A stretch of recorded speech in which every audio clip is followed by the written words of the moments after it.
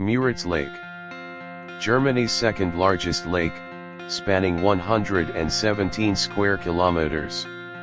Nearby is Müritz National Park, a UNESCO-level nature reserve that surrounds the lake. The lakeside town of Waren serves as the gateway to the lake, offering various amenities. I've always wanted to cycle around this lake, and this time, I finally got the chance. This video will introduce the route for cycling around Müritz Lake. I set off from Berlin just before 7 a.m. driving along highways 24 and 19 toward Waren, the entry point to Müritz Lake. The driving route from Berlin to Waren is about 168 kilometers, so I filled up the gas tank before leaving and grabbed some freshly baked bread at the gas station for the road. Highway was quiet in the early morning, and the crisp September air, coupled with the warm morning sunlight, made it feel especially cozy. Along the way, I passed numerous wind turbines and spotted many migrating cranes.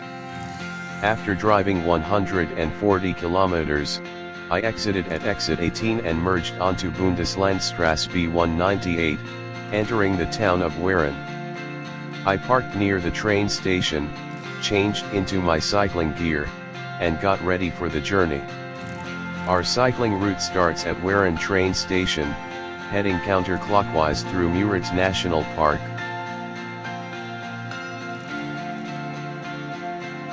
Reaching the southernmost point at City Rieklen. From there, we loop back along the western side of Müritz Lake to the larger town of Ravel, before returning to Waren. After setting off from the station, the first stop was the Waren Harbor. On this quiet Sunday morning, elderly folks were relaxing by the port, enjoying the day. Cycling along the harbor, I passed through a charming residential area by the water, with picturesque houses that reflect the peaceful life here. There were also quite a few people cycling along this path. After passing through the outskirts of the town, I quickly entered the forest, where the path was well paved and in excellent condition. The forest was sprinkled with fallen leaves, giving the feel of deep autumn. The bright sunlight made the cool September morning pleasantly warm. After leaving the paved section, I transitioned to unpaved roads, but the path remained smooth and solid, making it easy for both gravel and road bikes to adapt.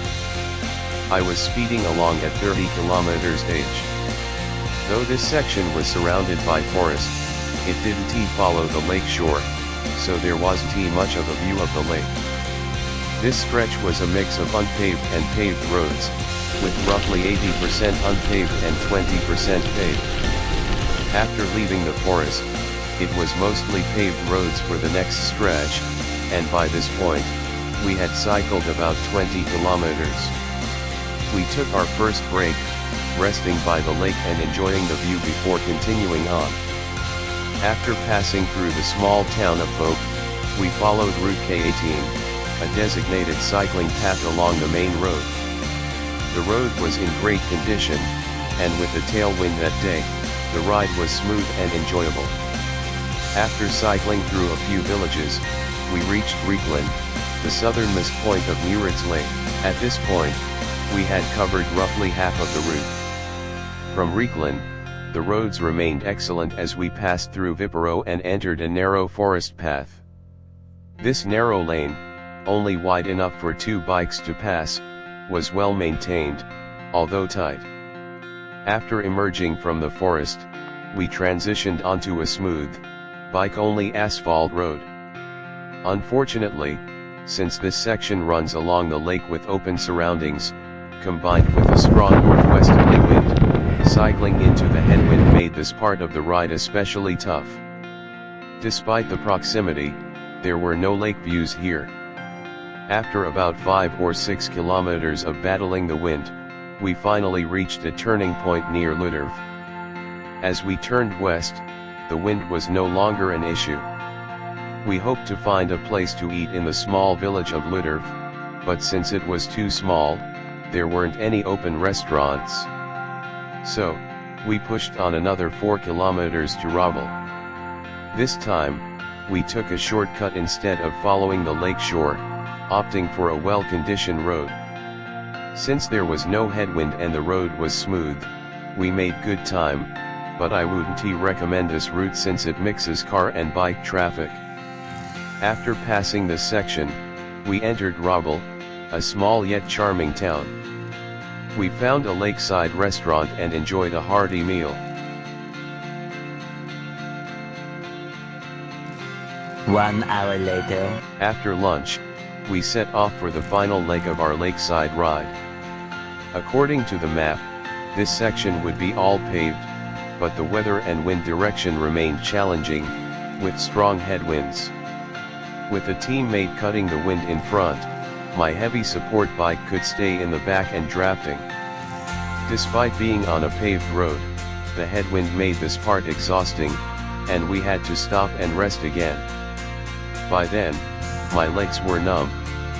After a final push, we covered the last 10 kilometers and made it back to Waren. Summary: the full route around Müritz Lake is about 70 kilometers, with a mix of paved roads, gravel paths, and some rougher terrain. You can choose your route based on your preferences. There are several cafes and restaurants along the way, so you can plan your stops accordingly.